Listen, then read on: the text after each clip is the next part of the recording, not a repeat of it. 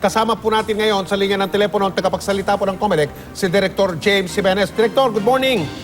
Good morning po, Sir Mike. Sino ba ang didiskarte kung i-extend yung oras ng pagboto doon sa mga lugar kung saan nagkaroon ng problema sa VCM? Yung BEI, kailangan ba nila magpaalam sa COMELEC Regional o dyan sa COMELEC National? Ano po ang sistema dito sa pag-extend nitong botohan doon sa mga lugar kung saan may problema VCM? Opo, ang kailangan naman po ay malaman ng COMELEC din kung saan yung mga nagaganap yung mga delays.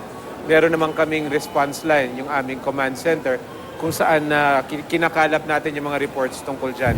And then yung command center namin, yun ngayon na magsasabi sa COMELEC Anbang. Opo, ganong kalaganap nationwide? Kayo dyan sa COMELEC ang meron nito eh.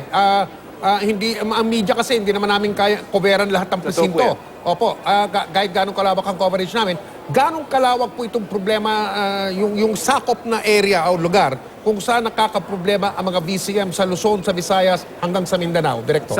Sa ngayon po, hindi ko pa masabi ng tapos yan, kasi patuloy ang aming gathering ng information patungkol dito sa opening ng ating polls.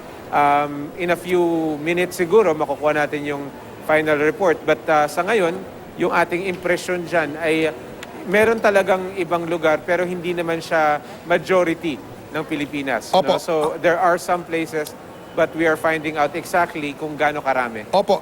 Doon po sa kontrata ninyo sa Smartmatic, may pananagutan ba ang Smartmatic kapag may ganyang pagpalya o pag nagkaaberya yung kanilang mga sinupply na VCM at hindi ito naayos dito sa araw na ito ng eleksyon, Director?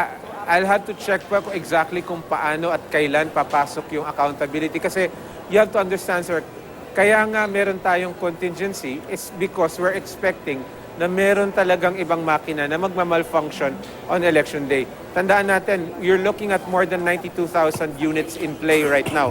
So hindi talaga mangyayari na 100% walang magkakaaberya. Kaya nga po meron tayong mga contingency machines. So kung ang pinag-uusapan natin kung kailan papasok yung accountability, again, that's a legal question. Unfortunately, hindi ko po masasagot ngayon yan. Hindi ba nagkaroon ng final testing at sealing nung isang linggo, Director? Nagkaroon po ng final testing and sealing. Kaya nga medyo talagang tinitingnan namin bakit nagkakaproblema ngayon. Dahil itong mga makina na to, dumaan to ito sa final testing and sealing and pumasak. So dapat sana wala tayong problema. But again, mechanical failures are possible. So we're checking every case. Sige po, marami pong salamat. Tagapagsalita po ng COMELEC, si Director James Jimenez.